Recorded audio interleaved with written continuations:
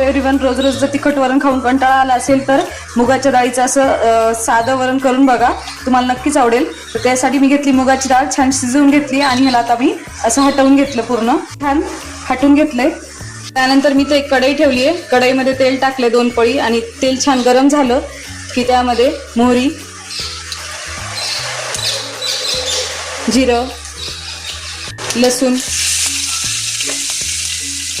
कढीपत्ता, चिरलेले मिरचीचे कांड, कोथिंबीर हे सगळं एकत्र करून घ्यायचं. नंतर त्यामध्ये अर्धा चमचा हळद,